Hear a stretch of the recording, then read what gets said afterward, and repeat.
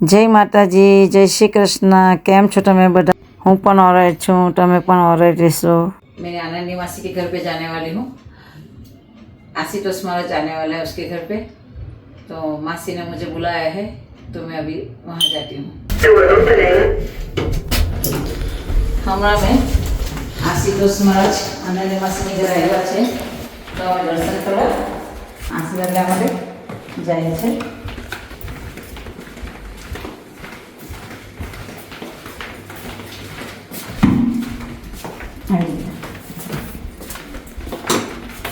चप्पल बाहर कर दे। हाँ मंदिर होवे था।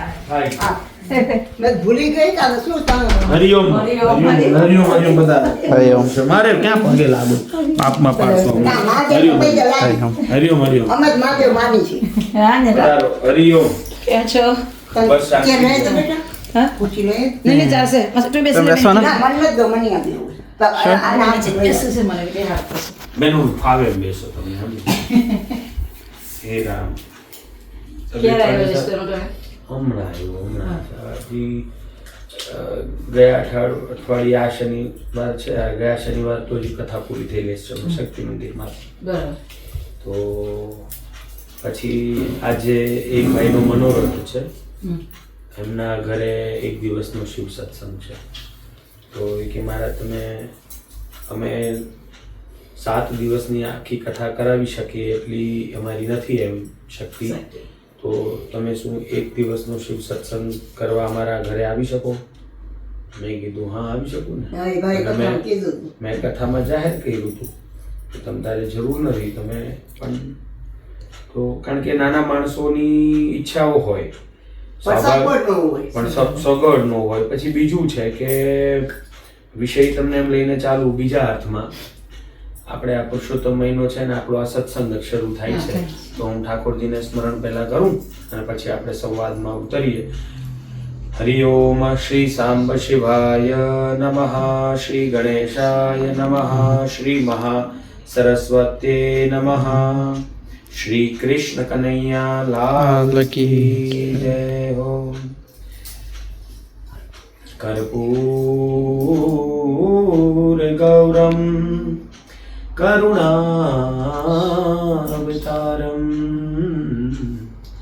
संसारसारं भुजगेन्द्रहारं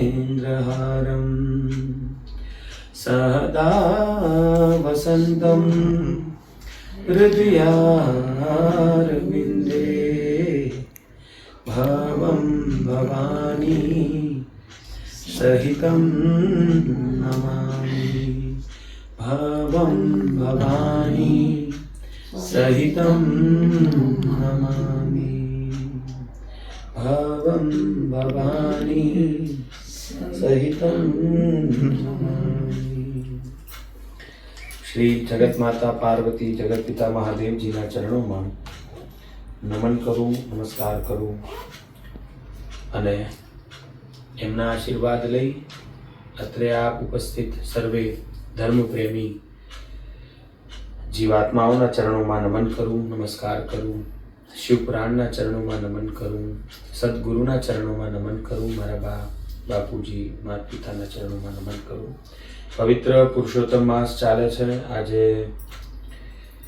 14 छे काले पूर्णिमा छे अने आजना शुभ दिवसे आपणे ज्यारे बाने त्यां एकत्रित थया छीए आनंदी बाने त्यां अने परमात्माનું સ્મરણ આ મહિનામાં જેટલું કરો એટલું ઓછું યા બીજા અર્થમાં કહીએ તો જેટલું કરો ઓછું કરો તો એ જાજુ ફળ મળે એનું નામ અધિક માસ કે જે સત્કર્મ કરો એનું અધિક પુણ્ય મળે વધારે અને આને એક મલ માસ પણ કીધો છે તો આપણા અંતઃકરણને નિર્મલ બનાવવા માટેનો પણ આ પવિત્ર માસ છે અને માસોમાં શ્રેષ્ઠ એટલે આને पुरुषोत्तम परमात्मा ए पोते ज जाने एक आशीर्वाद आप्यो होय एम तो परमात्माना ज नामथी ओळखातो आ मास એટલે પુરુષોત્તમ માસ તો પવિત્ર પુરુષોત્તમ માસ ચાલે છે અને એવામાં કદાચ મને તમને જો કોઈ બ્રાહ્મણ દેવતાના મુખમાંથી ભગવાનની બે વાતો સાંભળવા મળી જાય તો આ તો પરમાત્માની કૃપા છે, કરુણા છે અને આપણા પિતૃ દેવતાઓના કંઈક આશીર્વાદ છે. તો આજનો વિષય, વર્તમાનની પરિસ્થિતિ એવી ચાલી રહી છે કે માણસોને ભક્તિ માર્ગમાં પ્રવેશ કરવું છે. હવે ભક્તિ માર્ગમાં પ્રવેશ કરવું હોય કે ભક્તિ કરવી હોય, કારણ કે કલિયુગમાં ભક્તિ એક શ્રેષ્ઠ ભક્તિ માર્ગ જે છે એ જીવ કલ્યાણનો શ્રેષ્ઠ માર્ગ છે, શ્રેષ્ઠ સાધન છે. એમાં શિવ પુરાણમાં સાધ્ય કીધું છે કે પ્રત્યેક મનુષ્યનું સાધ્ય બ્રહ્માજી કહે છે શિવ છે. એટલે શિવ છે અર્થાત કે ત્યાં તમે નારાયણ કહો, માતાજી કહો, ગણેશ કહો, એટલે વૈદિક જે દેવતા છે એ આપણું સાધન, સાધ્ય છે. સાધ્ય એટલે કે લક્ષ્ય છે, એને પામવાનું છે, એને મેળવવાનું છે. હવે એને મેળવવા માટેના સાધન આપણી પાસે કીધા છે તો કે 3 સાધન છે. એમાં શ્રવણ, કીર્તન અને મનન, આ 3 સાધન છે. એટલે નવધા ભક્તિ છે એમાં આ પ્રથમ 3 ભક્તિ જે છે, શ્રવણ ભક્તિ, કીર્તન ભક્તિ અને મનન ભક્તિ, એ પ્રથમ સાધન પણ છે અને ભક્તિ માર્ગમાં પ્રવેશ કરવાનું પ્રથમ ચરણ પણ છે. એમ તો એમાં, અને આ શ્રેષ્ઠ છે અને આ એકદમ કહેવાય ને કે વેદ સંમત છે. એટલે અને આ કોણ કોને કહે છે તો અહીંયા બ્રહ્માજી મહાત્માઓને પણ સમજાવે છે અને આ આખા સંવાદની અંદર એક ઉદાહરણ પણ પ્રસ્તુત કરતા કહે છે કે આ વાત જે છે એ સર્વપ્રથમ મહાદેવજીએ નંદીશ્વરને કીધી, નંદીશ્વરે સનતકુમારોને કીધી, સનતકુમારોએ વેદવ્યાસજીને કીધી, વેદવ્યાસજીએ સુતજી મહારાજને, સુતજી મહારાજે શૌનકાદિ મુનિઓને કીધી. તો કહેવાનો અર્થ છે કે આ જે સાધનનું વર્ણન કરનાર ઈ કોણ? સ્વયં શિવ. કે તમારે મારી સુધી પહોંચવું હોય, હવે દાખલા તરીકે એક આપણે સરળ શબ્દોમાં સમજીએ, મારે આનંદીબાના ઘરે આવવું હોય તો બાના ઘરે આવવું હોય તો બા મને માર્ગ કે ભાઈ તમે અહીંયાથી આમ કરીને આવશો તો આ સહેલો માર્ગ છે, સરળ માર્ગ છે, તમને તકલીફ નહીં થાય, તમે મારા ઘર સુધી પહોંચી જશો. તો એમ પરમાત્મા શિવ સ્વયં કહે છે કે મારા ચરણો સુધી પહોંચવા માટે, કે શિવલોક પહોંચવા માટે, કે શિવ ની સેવા કરવા માટે, પરમાત્માની પંચમુક્તિઓમાંથી કોઈ પણ એક મુક્તિ મેળવવા માટે, તો સારૂપ્ય, સામીપ્ય, સાષ્ટી, સાલોક્ય અને સાયુજ્ય, એમ 5 પ્રકારની મુક્તિઓ છે. એમાંથી કોઈ પણ મુક્તિ પ્રાપ્ત કરવી હોય તો કીધું છે કે આ સરળ માર્ગ છે. કે શું? પ્રથમ ભક્તિ શ્રવણ ભક્તિ, બીજી ભક્તિ કે કીર્તન ભક્તિ, ત્રીજી ભક્તિ કે મનન ભક્તિ. હવે શ્રવણ ભક્તિમાં શું આવે તો શ્રવણ ભક્તિમાં કીધું કે પરમાત્માએ જે આ કાન આપ્યા છે એનાથી પરમાત્માના ગુણ સાંભળવાના, એના સ્વરૂપની, એની લીલાની, એના દિવ્ય અને અદ્ભુત ચરિત્રની કથાઓ સાંભળવી, તો ઈ શ્રવણ ભક્તિ કીધી છે. બરાબર છે. પણ હવે શ્રવણ ભક્તિ તો પરમાત્માના ગુણ સાંભળવા, ઈ શ્રવણ ભક્તિ. ચલો આપણે આજે પુરુષોત્તમ માસ છે, મહાદેવજીનો એક ગુણ શ્રવણ કરીએ. શું કરીએ? એક ગુણ. કારણ કે એક ગુણ, તો એક ગુણમાં એવું છે કે પરમાત્મા શિવે શિવ પુરાણને આધીન, શિવ પુરાણની અંદર મહાશિવરાત્રીનો જે મહિમા છે, તો ઈ ઘટના જ્યારે ઘટે છે કે બ્રહ્માજી ને વિષ્ણુ ભગવાન વચ્ચે દ્વંદ્વ થયું, પરમાત્મા જ્યોતિ સ્વરૂપે પ્રગટ થયા, અંતે બ્રહ્માજી અસત્ય બોલે છે કે મેં આનો અંત ખોજ્યો, ગોતીને લઈ આવ્યો છું આ જ્યોતનો. અને પછી જે એક સંવાદ છે, મહાદેવજીએ સાકાર સ્વરૂપ પ્રગટ કર્યું, પોતાના ભવરમાંથી ભૈરવને પ્રગટ કર્યા, બ્રહ્માજીને દંડ દીધો, આ કથા છે. પણ હવે મારે મહાદેવજીનો એક ગુણ સંભળાવવો છે તમને. શું સંભળાવવું છે? એક ગુણ સંભળાવવો છે. તો ઈ એક ગુણ જે છે, કારણ કે શ્રવણ ભક્તિમાં શું કીધું કે પરમાત્માના ગુણ સાંભળવા. હવે ઈ એક ગુણ કયો તો પછી અંતે પરમાત્માએ બ્રહ્માજીને પેલા નારાયણને આશીર્વાદ આપ્યો, પોતાની જે કહેવાય ને કે સાષ્ટી જે મુક્તિ, એમાં કે એના શિવ સમાન વર્ચસ્વ અને શિવ સમાન ઐશ્વર્ય પ્રદાન કર્યું. એટલે નારાયણનું એક નામ જેને સત્યને સ્વીકાર્યું એટલે સત્યનારાયણ પડ્યું. બ્રહ્માજીને અહીંયા કાલભૈરવે દંડ આપ્યો છે, એક મસ્તક, 5 મુખ હતા એમાંથી એક મસ્તક છેદન થયું. કેતકીના પુષ્પને શ્રાપ, પછી બ્રહ્માજીને આશીર્વાદ, કેતકીના પુષ્પને આશીર્વાદ, આખી ઘટના ઘટી ગઈ. પછી બ્રહ્માજી અને વિષ્ણુ ભગવાને પરમાત્મા શિવની શરણાગતિ સ્વીકાર કરી. શું કર્યું? શરણાગતિ સ્વીકાર કરી. હવે સીધા મહાદેવજીના પગ પકડી લીધા કે પ્રભુ ક્ષમા કરો, દયા કરો, અમને બધી ખબર પડી ગઈ, અમે તમારા અંશ છીએ અને આપ પરબ્રહ્મ છો, પરમાત્મા છો, આપની ઉપર કાંઈ જ નથી. હવે ઈ સ્વીકાર કરી અને એને પછી ત્યાં આગળ મહાદેવજી આ બંને દેવતાઓને ગુરુ દીક્ષા આપે છે. ગુરુ દીક્ષા અને એમાં ગુરુ દીક્ષા આપે ત્યારે ગુરુ દીક્ષા આપવાની જે રીત છે કે મહાદેવજીએ બ્રહ્માજી અને વિષ્ણુ ભગવાનના કાનમાં ગુરુ મંત્ર આપ્યો છે. ગુરુ મંત્ર આપી અને ગુરુ દીક્ષા આપી. અને ગુરુ દીક્ષા આપવાનો જે રીત છે કે માથે આચ્છાદિત વસ્ત્ર ઢાંકી અને કાનમાં મંત્ર આપ્યો છે. અને આ બંને દેવતાઓએ શિવની ગુરુ દીક્ષા સ્વીકાર કરી. કોણે? શ્રી હરિ વિષ્ણુ ભગવાન અને બ્રહ્માજી. આ બંને મહાદેવજીના પ્રથમ 2 શિષ્ય છે એમ માનો. હવે આ બંને શિષ્ય બન્યા છે, ગુરુ દીક્ષા આપી છે. હવે ગુરુ દક્ષિણામાં, હવે ગુરુ મંત્ર આપ્યો એટલે ગુરુ બન્યા, હવે ગુરુ દક્ષિણા આપો. તો હવે ગુરુ દક્ષિણામાં આ બંને શું આપ્યું? તો કે આજથી અમે અમારી જાતને તમારા ચરણોમાં સમર્પિત કરીએ છીએ. શું ગુરુ દક્ષિણા આપી? અમે પોતે તમારા ચરણોમાં સમર્પિત કરીએ છીએ, તમે જેમ કહો એમ કરવાનું. તો ઈ ભાવ જોઈ પરમાત્મા પ્રસન્ન થયા. તો સામે જુઓ, જ્યારે શિષ્ય આવો ભાવ વ્યક્ત કરે તો ગુરુ છે ને, એમાં મહાદેવ. તો મહાદેવજીએ પછી શું કીધું કે ગુરુ દક્ષિણા સ્વીકાર કરતા પછી પરમાત્મા સામે કહે છે કે આજથી તમે જેમ કહેશો ને એમ હું કરીશ. ભગત કે વશ મેં હે ભગવાન. પરમાત્મા કીધું કે ભલે, પણ આજથી હવે હું તમારીથી પ્રસન્ન છું, તમે કહેશો હું કરીશ. એટલું કર્યું. હવે અહીંયા આગળ આ બંને દેવતાએ મહાદેવજીના પૂજનની તૈયારી કરી. શેની તૈયારી કરી? આ વિદ્યેશ્વર સંહિતાનો 9મો અધ્યાય. કેટલામો અધ્યાય? 9મો અધ્યાય. કારણ કે સમજમાં આવવું જોઈએ ક્યાંથી બોલો છો, કોણ હતું, પ્રમાણ હોવું જોઈએ. એમ નહીં કે શિવ પુરાણ કહે છે, એમ નહીં કે શાસ્ત્ર કહે, ના, કયું શાસ્ત્ર કહે છે ઈ બોલો. અને કદાચ શિવ પુરાણ માંથી બોલો છો તો શિવ પુરાણ નો કયો અધ્યાય કહે છે તો અમને ખબર પડે, અમે કાલ વાંચીએ. તમે સમજી ગયા? એટલે હંમેશા ધ્યાન રાખવું કે તો અહીંયા આગળ આ 9મો અધ્યાય. હવે અહીંયા આગળ મહાદેવજીના માટે સુંદર મજાનું સિંહાસનની રચના કરી છે. હવે આ અધ્યાયમાં વક્તા તરીકે છે નંદિકેશ્વરજી. નંદિકેશ્વરજી આ કથા સંભળાવી રહ્યા છે. નંદિકેશ્વરજી આખું વૃતાંત સંભળાવે છે કે જે ઘટના ઘટી છે આગળ. તો નંદિકેશ્વરજી છે, બ્રહ્માજી છે, સનતકુમારજી છે. તો જે ઘટના ઘટી છે, હવે અહીંયા આગળ સુંદર મજાનું સિંહાસન બનાવ્યું. મહાદેવજી સ્વયં અહીંયા આગળ સિંહાસન પર વિરાજિત થયા. બ્રહ્માજી, વિષ્ણુ ભગવાન, સૂર્યદેવ, ચંદ્રદેવ, ઇન્દ્ર આદિ દેવતાઓ બધા ઉપસ્થિત રહ્યા.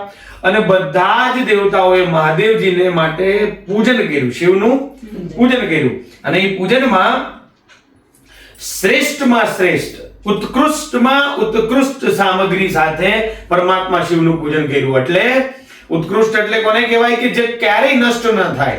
એટલે હીરા, મોતી, એટલે એમાં આખો જે મહાદેવજીનો શણગાર છે એનું વર્ણન છે કે બાજુબંધ, ગળાનો હાર, બુટ્ટી, વીટી, એ જે કઈ વસ્તુ આપી છે પરમાત્માને, એટલે વસ્ત્ર ઇત્યાદિ, અને જે કઈ એને ઘરેણા આપ્યા છે, આ બધું જ કેવું આપ્યું છે? શ્રેષ્ઠ. સસ્તું નહીં, બધું શ્રેષ્ઠ આપ્યું, સર્વોત્તમ આપ્યું. એ બધું જ પરમાત્મા શિવને અર્પણ કરે છે અને દેવતાઓ પરમાત્માની પૂજા કરે છે. અને એક દ્રષ્ટિએ શિવલિંગનું અહીંયા મહાદેવજીના સાકાર સ્વરૂપનું પૂજન થાય છે. અને એક અર્થમાં અહીંયા આગળ શિવલિંગ જે નિરાકાર સ્વરૂપ છે, પરમાત્માનું જ્યોતિ સ્વરૂપે પ્રગટ થયા હતા, એના નિરાકાર સ્વરૂપનું પણ આ લોકોએ માનવ પ્રથમ પૂજન ત્યારથી પ્રારંભ થયું. આ ઘટના સાથે મહાત્માઓ જોડે છે. હવે મહાદેવજીને આ દેવતાઓએ શ્રેષ્ઠતમ સામગ્રી, વસ્ત્ર અલંકાર દ્વારા એમનું પૂજન કર્યું. પરમાત્મા બહુ પ્રસન્ન થઈ ગયા. મહાદેવજી તો મહાદેવજી. આજે 14 છે અને આવતી 14 એટલે શિવરાત્રી હોય. 12 મહિનામાં 12 શિવરાત્રી આવે, એમાં મા મહિનાની શિવરાત્રી, મહાશિવરાત્રી મોટી. તો મહાદેવજી ખૂબ રાજી થઈ ગયા. એટલા રાજી થઈ ગયા કે પૂછો જ નહીં. પરમાત્મા રાજી થઈ ગયા. હવે મહાદેવજી અહીંયા આગળ લીલા કરતા કીધું કે આજથી આજે તિથિ છે ઈ તિથિ કેવી કહેવાશે? શ્રેષ્ઠમાં શ્રેષ્ઠ. ઉત્તમ. કારણ કે મને આ તિથિ બહુ વાલી છે. તમે જે રીતે તમારા પૂજનથી તમે જે રીતે આ તમારો ભાવ વ્યક્ત કર્યો, હું રાજી છું. એટલે પરમાત્મા અહીં આગળ આ તિથિને કીધું કે આ શ્રેષ્ઠમાં શ્રેષ્ઠ તિથિ હશે, મહાનથી મહાન હશે. એટલે ઈ તિથિનું નામ મહાશિવરાત્રી. એક અને મહાદેવજીનો જે ગુણ છે, પરમ ગુણ, કે જે કઈ સામગ્રી મહાદેવજીને ચડાવવામાં આવી હતી એ બધી જ સામગ્રી મહાદેવજીએ દાદાએ પરમાત્મા શિવ ભોળાનાથે ત્યાં ઉપસ્થિત સર્વે દેવી દેવતાઓમાં વિતરણ કરી દીધું. પોતે કઈ રાખ્યું નહીં. જે કઈ મળ્યું હતું એ બધું જ ત્યાં પાછું તત્કાલ તરત દાન ને મહાપુન બધું ત્યાં આગળ દેવતાઓને આપી દીધું. જે કઈ મળ્યું બધું ત્યાં વિતરણ કરી દીધું. બાબાએ બધું જ આપી દીધું. આનો એક અર્થ છે અહીંયા આગળ કે આ મેં તમને કીધું કે શિવનો ગુણ. તો શિવ એટલે કોણ? તો શિવ એટલે શિવના શબ્દાર્થમાં જઈએ તો શિવ એટલો અર્થ જ કલ્યાણ થાય. એક વાત. પછી શિવ જે મહાદેવ સ્વરૂપ છે, તો મહાદેવના અર્થમાં જઈએ તો કે જે દેવતાઓના પણ દેવતા છે એવા મહાદેવ છે.